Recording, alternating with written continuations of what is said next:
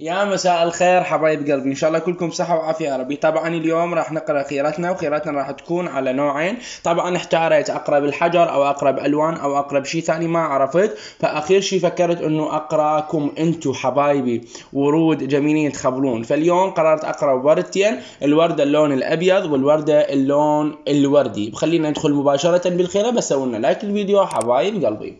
اهلا وسهلا بكم، صلوا على محمد وآل محمد. اللهم صل على محمد وآل محمد، اللهم صل على محمد وآل محمد.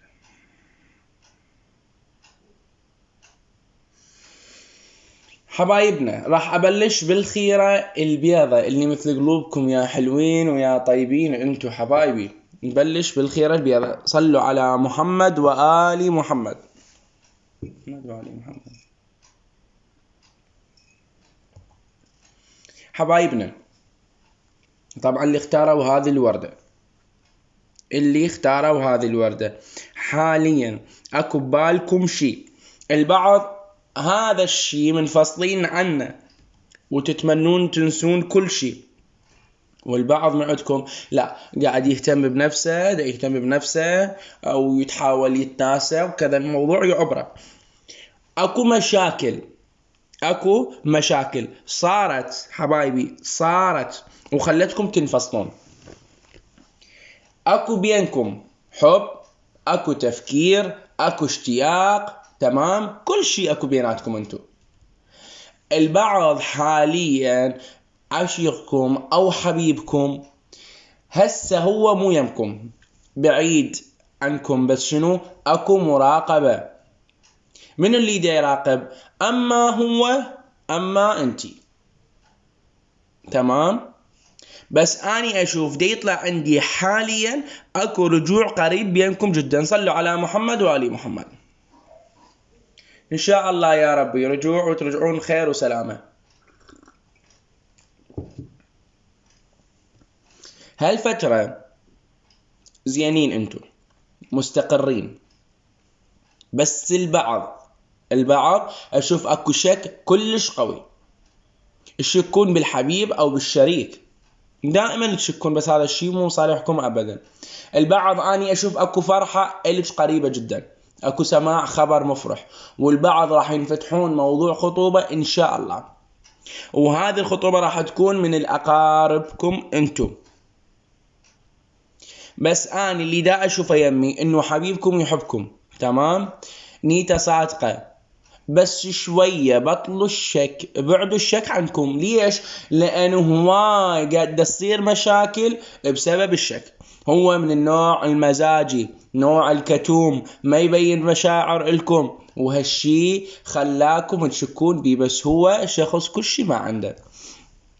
طبعا حبايبي عندي قناة على تليجرام انشر بها ادعية وختمات، موجود رابطها اسفل الفيديو. وطبعا للتواصل مع على تليجرام والانستغرام معرفي ظاهر على الشاشة حاليا. تليجرام والانستغرام تقدرون تتواصلون وياي، وبيكم خير وتدللون. وياكم اخوكم سيد حسن حبايبي. بس اهم شي ما ننسى اللايك.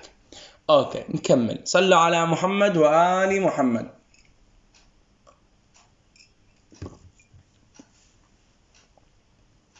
حبايبي شوفوا، البعض من عندكم، البعض وليس الكل، لأن هاي الخيرة عامة.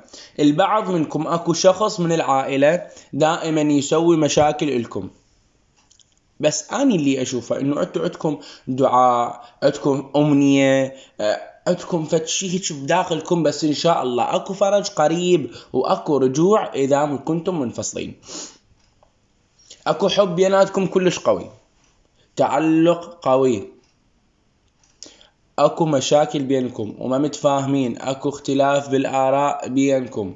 هو يحب يثبت نفسه وما يعتبر نفسه غلطان، دائما هو يحب الشغل يكون طموح، يحب يشتغل. بس اكو شك عندكم انتو، هذا الشك بيناتكم دا يزرع المشاكل. بس اني اللي دا اشوفه واللي دا يطلع عندي حاليا انه اكو رجوع ان شاء الله، اكو رسالة او اكو اتصال، والله اعلم. خلونا لايك. اكو حب بينكم وتعلق، طبعا تعلق كلش قوي بيناتكم، كلش. هو هواي يفكر بيكم الشريك إلى درجة ما تتخيلوها. كلش يفكر بيكم وكلش انتو على باله حبايبي، دائما على باله، يعني يكون بس يفكر بيكم.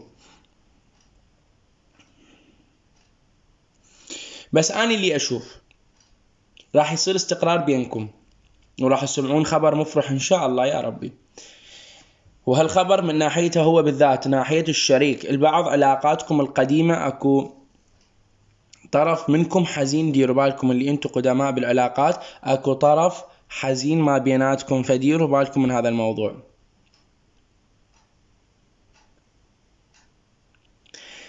كنتوا دائما الطرف واحد من هذه الأطراف اللي دا أشوفه حاليا أو دا يطلع عندي إنه أكو مشاكل، أكو شيء، ناس مقصرة تجاه ناس، أكو برود، أكو هيك مواضيع. فهذه مسببت لكم تعب وإزعاج، بس إن شاء الله أكو استقرار وأكو فرج، راح ترجع المياه لمجاريها.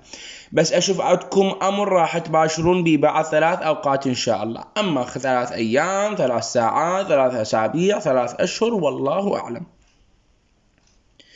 انتبهوا على الطريق، انتبهوا لا يصير لكم حوادث هذه الفترات، فأخذوا حذركم حبايب قلبي. أني أشوف عندكم مشاكل مع الشريك وراح تنتهي ويا الأيام، وكل شيء راح يرجع بإذن رب العالمين. أنا حاليا دا أشوف جايكم رزق ما تتوقعوا، ولا على البال ولا على الخاطر. وهذا الرزق اللي جاي عن طريق امرأة أو رجل راح يفرح قلبكم. عندكم واحد من العائلة راح يبشركم بحمل أو ولادة، وهذا الشخص جدا قريب عليكم، وهذا الموضوع راح يكون جدا قريب حبايب قلبي.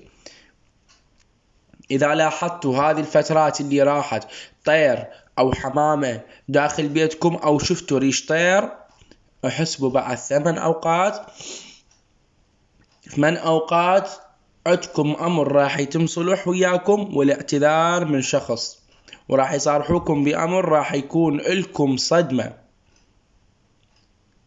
وقولوا سيد حسن ما قال. اكو شخص مسجون راح يطلع ان شاء الله، وراح يتفرج عن سجنه باذن رب العالمين. بس اشوف هذا الرجل يشوفكم ويموت قهر، وراح تذكرون كلامي.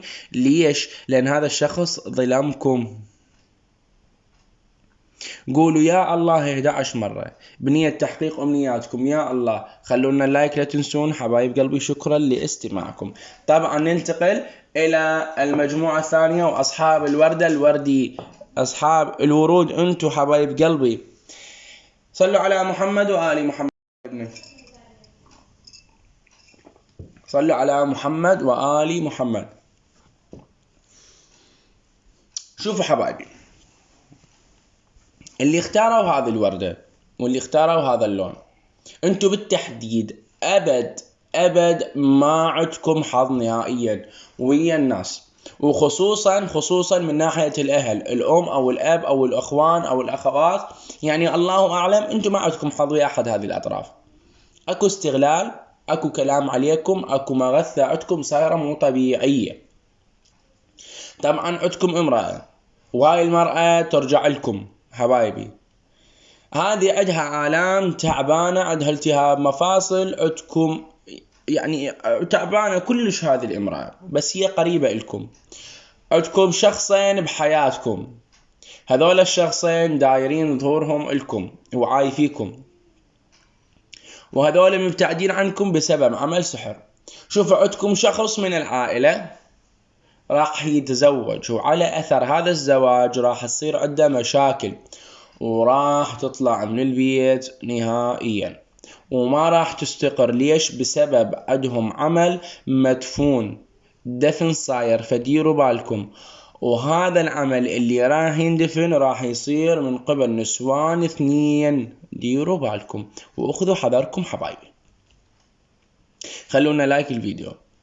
شكرا لكم. طبعا عندكم آلام معدتكم، عندكم وجع بجسمكم، عندكم ملامة بينكم وبين نفسكم على أمور أنتوا غلطتوا هواي بيها، عبالكم شي دا تسووه صح، وأنتوا يعني بيكم طبع تعالجون الغلط بالغلط، يعني ترجعوا مرة ثانية تغلطون. ليش؟ أكو طفل صغير، أما ابنكم أو أخوكم أو يعني من ضمن العائلة، ديروا بالكم عليه وانتبهوا عليه، خاصة من طلعة الشارع، ديروا بالكم عليه. عندكم أهل الزوج اللي انتم متزوجين اسمعوني، اهل زوجكم، اهل الشريك، اهل زوجاتكم راح يكشفون عنكم سر، بحيث راح يفرحون على شي صاير بيكم، فديروا بالكم واحذروا ولزموا نفسكم. عندكم سفرة، وهذه السفرة جدا راح تكون قريبا ان شاء الله. عندكم رجال كبير بالعمر راح يقرر امر، وان شاء الله يكون هذا الامر من صالحكم. وهالمرة مو مثل كل مرة ضدكم، لا، هالمرة راح يكون وياكم وعلى قلبكم. عندكم مشاكل ويا زوجكم، اشوف صايرة شكوك بيناتكم، صاير اتهامات، راح يتأكد منها. فاحذروا من تليفون او محادثة هاي الفترة او صورة، لان راح تدخلون بألف سؤال وجواب. بس ان شاء الله عندكم رزق، لكن اشوفكم على اثره راح تفرحون كلش هواي. خلونا لايك حبايبي، طبعا خلونا لايك الفيديو والاشتراك بالقناه وتفعيل جرس الاشعارات. طبعا عندي قناه على التليجرام انشر بها ادعيه وختمات، موجود رابطها اسفل الفيديو مثبت باول تعليق. وايضا للتواصل معي على الخاص معرفي ظاهر على الشاشه، وعلى امامكم معرف التليجرام ومعرف الانستغرام. حبايب قلبي صلوا على محمد وآل محمد. حبايبي عندكم خلاف ويا امرأة، حاولوا تحلون هالخلاف وتصلحون هالمواقف. ليش؟ لأن صراحة هالإنسانة وراها أمر ما حد يتوقع منه أبد. ليش؟ لأن تحب تسكت وهناك تفاجئكم بشي ما متوقعيه منها أبد. بس أني أشوف أكو سماع خبر خطوبة لشخص، بس هذا الخبر راح يكون مجرد استفزاز، لا تصدقون الأمر أبدا. صاير عليكم كلام هواي، وخصوصا من طرف الأهل والجوارين هاي الفترة، فديروا بالكم واحذروا ونادوا يا الله 11 مرة بالتعليقات حبايب قلبي بطريقة منفصلة. طبعا شكرا لاستماعكم وشكرا لتفاعلكم معنا. كان وياكم أخوكم سيد حسن من عالم الخير والتوقعات، في أمان الله وحفظه.